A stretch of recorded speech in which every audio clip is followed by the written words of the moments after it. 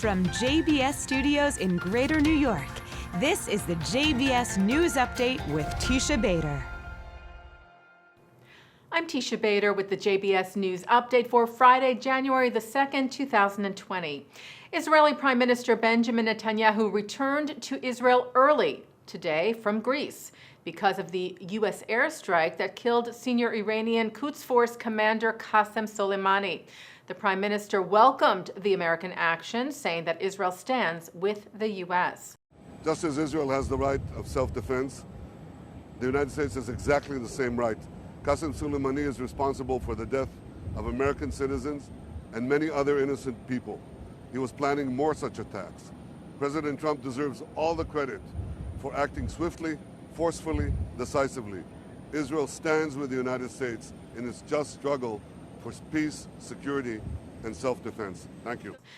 The Pentagon said Soleimani had been actively developing plans to attack U.S. diplomats and service members in Iraq and elsewhere. His Quds Force was part of Iran's Revolutionary Guard, which backs terror groups like Hezbollah.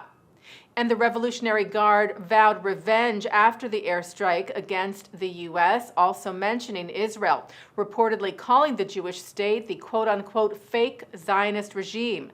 There are Israeli television reports that the IDF was put on high alert in the wake of the threats, as well as Israeli embassies around the world. Netanyahu had been in Greece to sign a major gas pipeline deal with Greece and Cyprus yesterday. The 1,200-mile East Med pipeline will ship gas from the eastern Mediterranean to Europe. Netanyahu said it was a historic day for Israel, becoming an energy superpower, and that the joint project adds to the security and stability of the region. Well, several House Democrats representing districts of New York City held a press conference yesterday in response to the recent spate of violence targeting Jews in the area, including the stabbing attack in Monsey during Hanukkah. Representatives Max Rose, Yvette Clarke, Elliot Engel, Hakeem Jeffries, Gregory Meeks, Carolyn Maloney, and Grace Meng addressed the press at the Museum of Jewish Heritage. In response to a question about the fact that the majority of the recent attacks were perpetrated by African Americans, Jeffries said it's not clear what is going on, but we are going to get to the bottom of it. And that's why he said there were several African American leaders present at the press conference. Jeffries said we need to step up to speak out and to say we're not going to tolerate this in our community.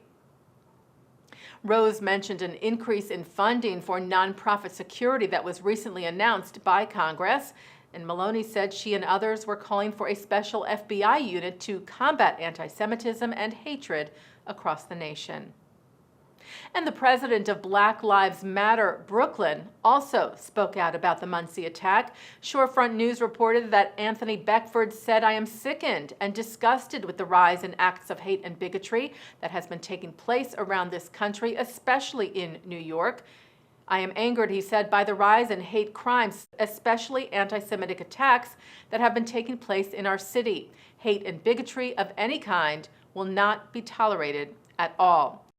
Beckford added, "I stand in solidarity with Jewish community members during this tragedy and condemn all acts of hate." And as we mentioned yesterday, in response to the slew of attacks targeting Jews over the last few weeks, including the Monsey stabbings, Jewish organizations have invited Jews and non-Jews to march this Sunday from downtown Manhattan to Brooklyn in a show of solidarity and strength.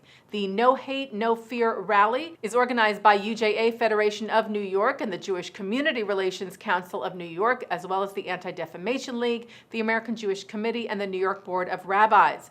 Civic and nonprofit leaders and leaders of faith-based organizations are expected to stand alongside New Yorkers, united in the belief, the organizers said, that hatred of any kind will not be tolerated in New York City. The march will leave from Foley Square at 11 a.m. this Sunday, cross the Brooklyn Bridge, and culminate in Columbus Park, Brooklyn, where there will be an afternoon program of speakers. JBS hopes you will all take part in the march this Sunday.